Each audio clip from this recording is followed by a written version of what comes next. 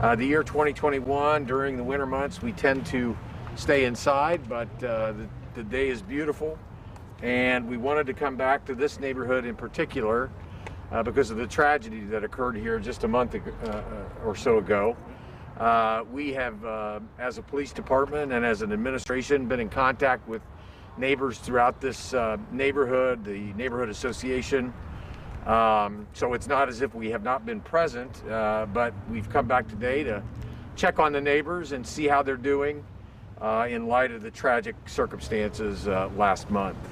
So we hope to get around several blocks, talk to people in the neighborhood, see how they're doing, what their concerns are, the same kinds of questions and inquiries that we make each and every month in our public safety walk. So, Chief?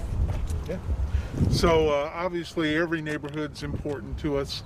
Last year when we were doing these things, we got around to a number of them, and we'll do that again this year. Hate that it has to be so close to the tragedy that occurred here, but I think it's important for people to know that we're here for them, and that even though that tragedy ended in an arrest, we still have them on our minds and hearts, and we'll be through and available to them for whatever they need. Mayor, Chief, if we could ask just first of all, the last 24 hours, your reactions to what happened over on Forest Manor Drive, and the fact that it was not just a simple traffic stop, but it showed it was an investigation by the gun crime intel guys. Yeah, so they had keyed in on this man. We knew he had some warrants related to robberies, but he was also the target of some other investigations, and unfortunately he chose to run and ultimately fired at our officers. Fortunately, none of our officers were hurt. He did survive. He did experience being shot, and last I heard, he was in critical condition. But we of course hope that he'll survive those injuries. But he's going to have some charges he's going to have to answer to. Mayor? Yeah, Russ, I'd reiterate what I said this morning, and that is clearly was an extraordinarily dangerous situation. The officers, both SWAT and CJIC, as well as perhaps some federal ATF personnel, they knew going into the stop that this was a potentially dangerous situation. And as I said to you and others this morning, I think the lesson learned from last night, the lesson that needs to be repeated as often as we can, is do not point a gun at a police officer, ever. Because it's not going to work out for you under any circumstance.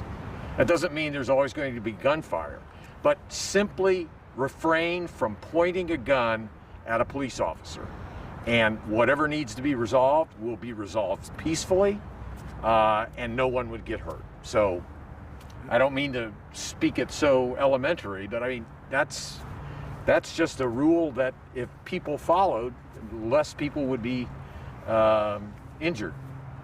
Well, since CJIC was involved, and then over 3254 DeQuincy last night at 8 o'clock, CJIC went into a house, 25 people, 7 guns. I mean, that's the type of targeted, specific investigations going after trigger pullers. I also saw that, CJIC and some of the other specialty units were referred to in the report, which we finally got to read last week, which has been in your hands since last spring. So can you tell us about that report, your reaction to it from last spring? And I noticed over the last several months, there's been some changes in strategy. Were those changes in strategy, like with the interrupters, did that come out of the report that you both received last spring? Yeah, I will tell you about that report, Russ. Obviously, it was commissioned by the Office of Public Health and Safety. And when it was finalized, it was presented to them. It was shared with members of the City County Council. It was shared with neighborhood organizations. And frankly, the communication that we've been having with all of those constituencies has played a role in some of the policing changes that you are seeing. We specifically commissioned them to look at how our crime gun efforts were faring, where we could do better, how we could do better, and then we engaged the neighborhoods and community groups in conversations. The point I want to emphasize is while we've had the report for quite some time, and while we didn't necessarily make a public release to the press, it's been in the public vernacular for the better part of several months, and it's been widely discussed, as I said, with council members as well as members of the community. So nobody was trying to hide the ball. Helping to reduce crime has always been job one for us.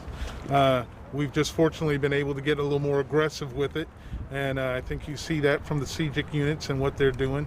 They do an excellent job, and we've partnered with our federal partners to make some things happen as well, and we're going to continue to go down this road to try to make the neighborhoods as safe as we can and get the trigger pullers off the street.